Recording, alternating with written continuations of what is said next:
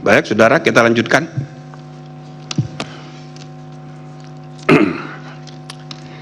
Yang ketiga ya, Majelis Kehormatan Mahkamah Konstitusi, putusan nomor 4 MK/11/2023 demi kehormatan, keluhuran, martabat serta perilaku hakim konstitusi berdasarkan ketuhanan yang Maha Esa. Majelis Kehormatan Mahkamah Konstitusi yang dibentuk dan seterusnya. 1. Identitas pelapor. 1. Lembaga Bantuan Hukum Cipta Karya Keadilan, Saudara Dian Eko Wanto dan kawan-kawan.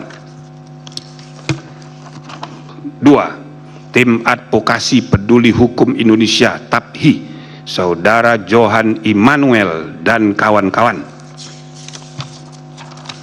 3. Perorangan yang tergabung dalam Advokat Pengawal Konstitusi, Saudara Raden Elang Mulyana.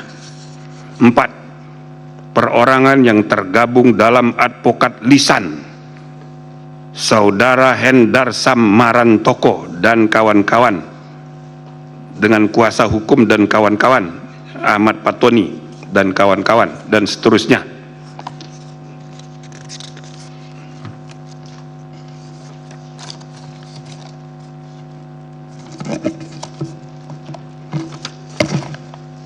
Dan seterusnya, yang mengajukan laporan terhadap 2 identitas terlapor. Nama Arif Hidayat, Hakim Konstitusi, dan seterusnya. Selanjutnya disebut hakim terlapor. Membaca laporan para pelapor, mendengar keterangan para pelapor, memeriksa bukti-bukti para pelapor dan hakim terlapor, mendengarkan keterangan pembelaan hakim terlapor, mendengarkan keterangan para pihak dan saksi. Duduk perkara dianggap sudah dibacakan.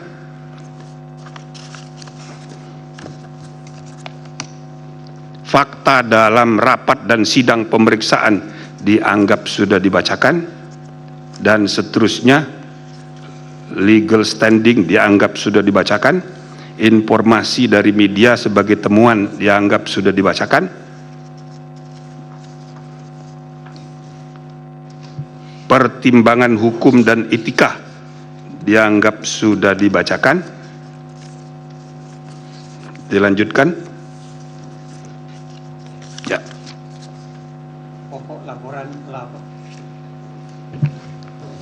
Pokok laporan pelapor. Menimbang bahwa setelah Majelis Kehormatan memeriksa secara sama laporan dan keterangan pelapor, keterangan dan pembelaan hakim terlapor, keterangan saksi, dan bukti-bukti yang disampaikan, terdapat beberapa isu atau masalah dugaan pelanggaran kode etik dan pedoman perilaku hakim konstitusi oleh hakim terlapor dianggap relevan untuk dipertimbangkan sebagai berikut. Menimbang bahwa terhadap isu hukum para pelapor, baik kaitan dengan dissenting opinion yang bersifat provokatif, mengumbar rahasia dalam RPH, menjatuhkan koleha sesama hakim dan tidak koheren dengan permasalahan yang dibahas, Majelis Kehormatan mempertimbangkan sebagai berikut. Secara umum, putusan Mahkamah Konstitusi merupakan mahkota peradilan sekaligus perwujudan dari kekuasaan kehakiman yang merdeka untuk menyelenggarakan peradilan guna menegakkan hukum dan keadilan sebagaimana ketentuan pasal 24 ayat 1 Undang-Undang Dasar Negara RI tahun 1945. Kata merdeka ini berimplikasi pada karakter kelembagaan Mahkamah Konstitusi, di mana putusan yang ditetapkan tidak boleh diintervensi oleh cabang-cabang kekuasaan manapun, bebas serta tidak berpihak. Apalagi menurut pasal 24C ayat 1 Undang-Undang Dasar Negara RI tahun 1945 dan putusan nomor 106 tahun 2016 putusan MK bersifat final dan mengikat. Sifat merdeka ini tidak hanya terbatas dan melekat pada karakter kelembagaan Mahkamah Konstitusi sebagai lembaga peradilan, namun tercermin pula pada kemerdekaan dan independensi para hakimnya dalam memeriksa, mengadili, dan memutus perkara. Di sisi lain, hakim dapat saja memiliki pendapat berbeda, dissenting opinion, dengan pendapat hakim mayoritas maupun alasan berbeda, concurring opinion terhadap suatu perkara. Hal ini pun diatur dalam pasal 14 ayat 3 Undang-Undang Nomor 48 Tahun 2009 yang menyatakan dalam hal sidang permusyawaratan tidak dapat dicapai mufakat bulat, pendapat hakim yang berbeda wajib dimuat dalam putusan. Artinya, pendapat berbeda atau dissenting opinion maupun alasan berbeda concurring opinion pada dasarnya merupakan satu kesatuan dengan putusan dan bagian dalam putusan itu sendiri. Oleh karena itu, substansi putusan pendapat berbeda atau dissenting opinion maupun alasan berbeda concurring opinion merupakan sesuatu hal yang tidak dapat dinilai atau dilakukan pengujiannya kecuali oleh lembaga peradilan itu sendiri. Dalam hal ini Mahkamah Konstitusi. Hal ini pun telah menjadi prinsip universal semua lembaga peradilan yang ada di seluruh dunia.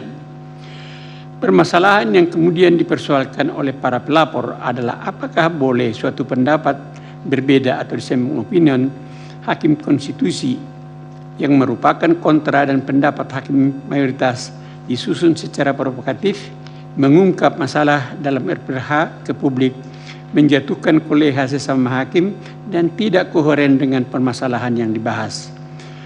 Berdasarkan pemeriksaan Majelis Kehormatan terhadap oknum pendapat berbeda atau dissenting opinion, Hakim terlapor Arif Hidayat, Majelis Kehormatan menemukan fakta dan hukum bahwa pendapat berbeda dissenting opinion Hakim pelapor Arif Hidayat yang dimuat pada paragraf 6 ayat 28 sampai dengan paragraf 632 putusan nomor 90 tahun 2023 memuat aspek hukum acara yang meliputi 3 isu hukum antara lain sebagai berikut.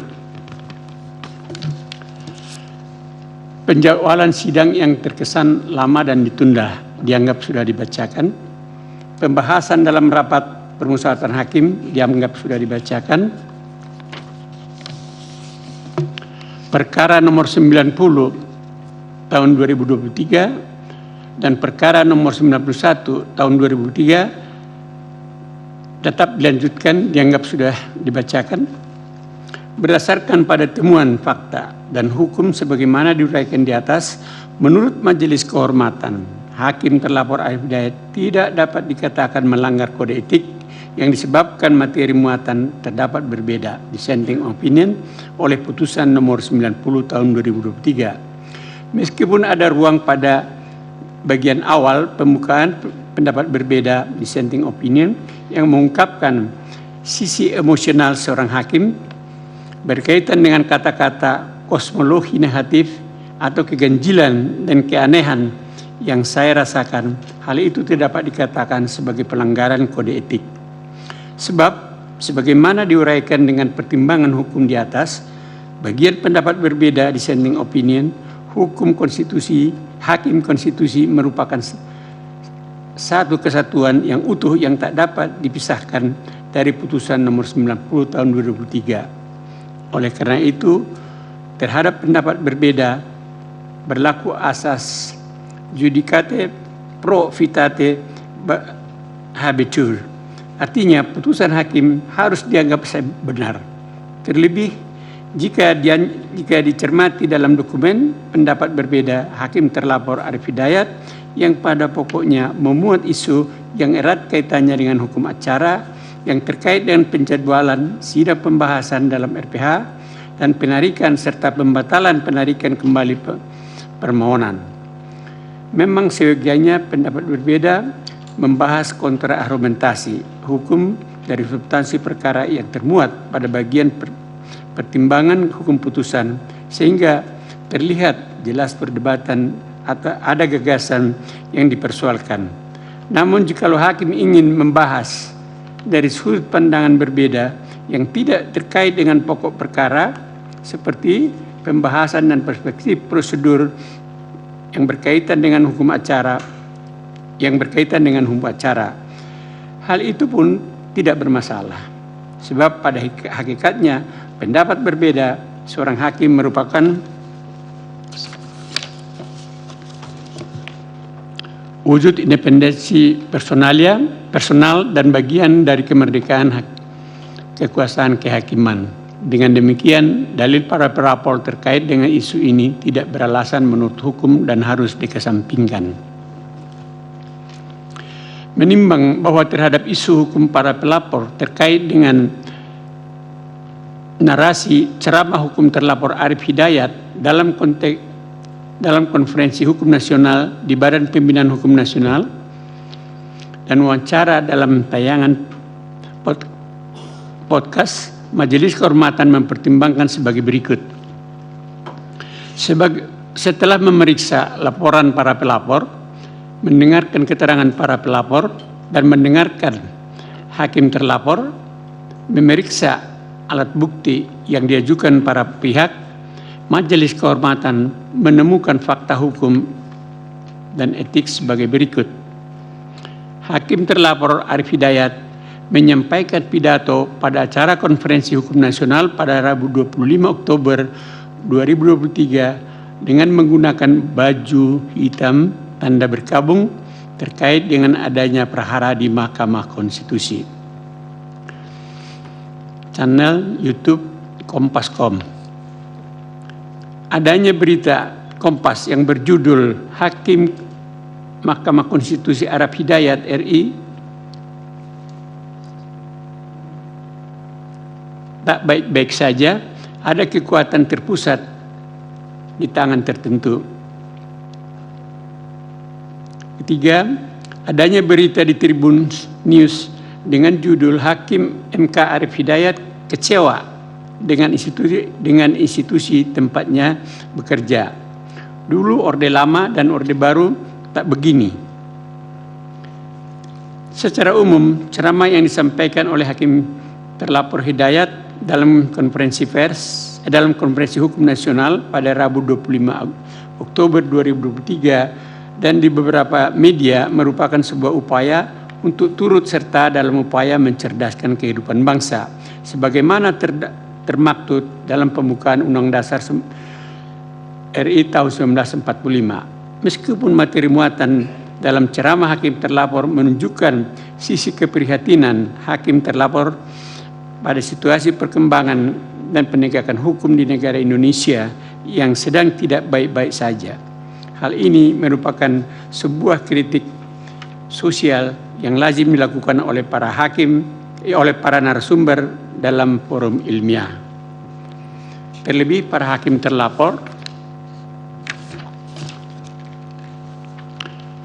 selain sebagai hakim konstitusi juga sebagai akademisi. Namun sikap dari perilaku hakim terlapor dengan menggunakan baju hitam yang menunjukkan rasa keprihatinan hakim terlapor setelah ternyata dinilai merupakan suatu perilaku dan citra yang tidak pantas sehingga makin membebani dan menurunkan martabat Mahkamah Konstitusi. Hal ini seyogianya dapat diantisipasi dan dipertimbangkan oleh hakim terlapor sebelum menyampaikan ceramah maupun sebagai narasumber dalam podcast agar persepsi publik tentang mahkamah sebagai peradilan tidak makin terpuruk yang berpotensi mengikis tingkat kepercayaan publik terhadap institusi Mahkamah Konstitusi secara kelembagaan. Selain itu, dalam wawancara di Medcom pada tanggal 29 Oktober 2023 ditemukan pernyataan Hakim MK Arif Hidayat belak-belakan dan menyebut kepada Medcom isu bahwa 9 Hakim MK perlu direshuffle atau diganti semua. Wawancara tersebut sampai diucapkannya putusan Mahkamah Kehormatan ini telah ditonton lebih dari 1.200.000 pemirsa. Pernyataan tersebut bernada merendahkan martabat Mahkamah Konstitusi yang mengakibatkan kepercayaan publik semakin menurun terhadap Mahkamah Konstitusi.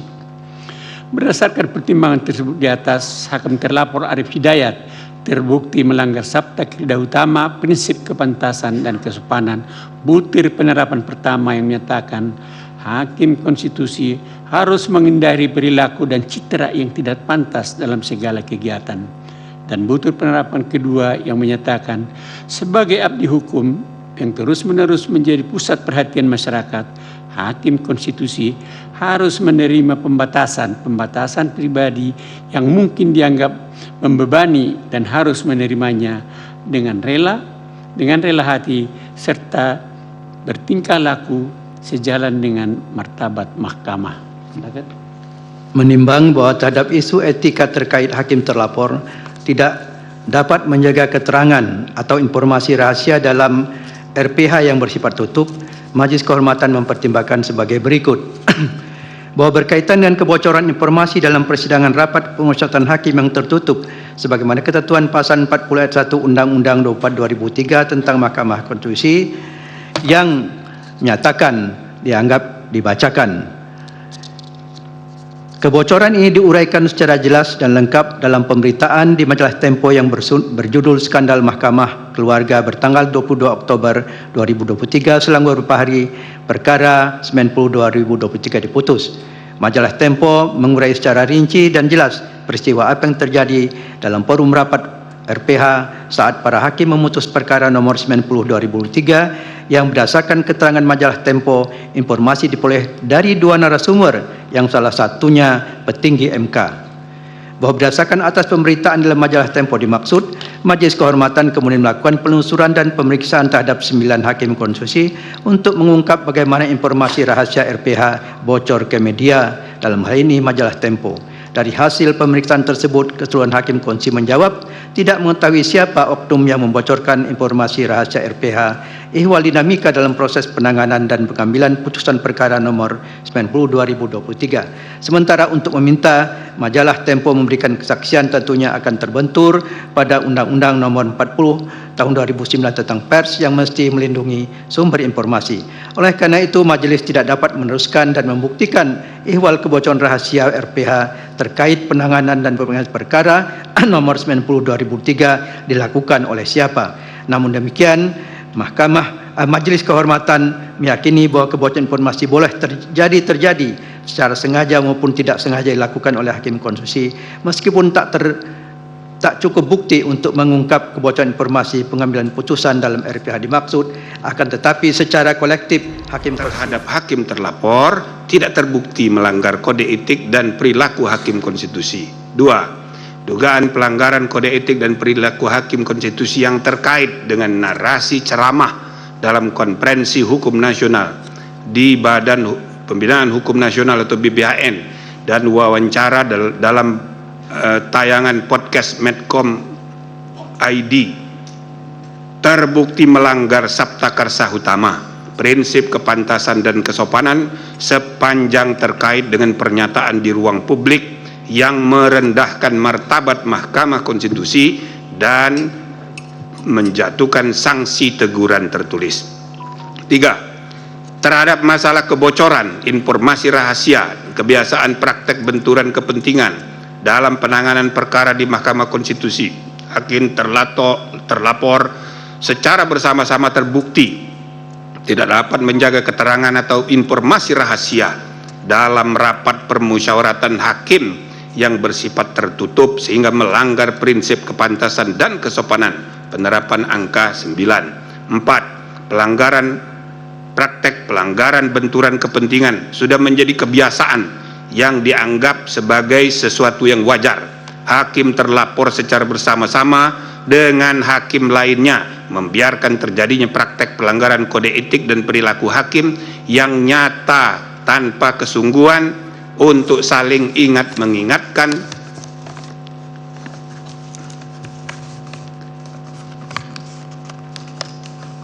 antar hakim termasuk terhadap pimpinan karena budaya kerja yang ewuh pekewuh sehingga kesetaraan antar hakim terabaikan dan praktek pelanggaran etika biasa terjadi.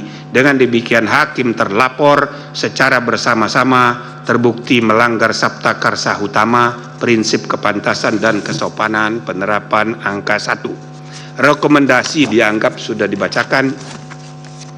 Amar putusan mengingat dan seterusnya memutuskan, menyatakan: 1. Hakim terlapor tidak terbukti melakukan pelanggaran terhadap kode etik dan perilaku hakim sepanjang terkait pendapat berbeda atau dissenting opinion. 2. Hakim terlapor terbukti melanggar sabta karsa utama, prinsip kepantasan dan kesopanan sepanjang terkait dengan pernyataan di ruang publik yang merendahkan martabat Mahkamah Konstitusi dan menjatuhkan sanksi teguran tertulis. 3. Hakim terlapor secara bersama-sama dengan para hakim lainnya terbukti melakukan pelanggaran terhadap kode etik dan perilaku hakim konstitusi sebagaimana tertuang dalam Sabta Karsa Utama, prinsip kepantasan dan kesopanan sepanjang menyangkut kebocoran informasi rahasia, rapat permusyawaratan hakim, dan pembiaran praktek benturan kepentingan yang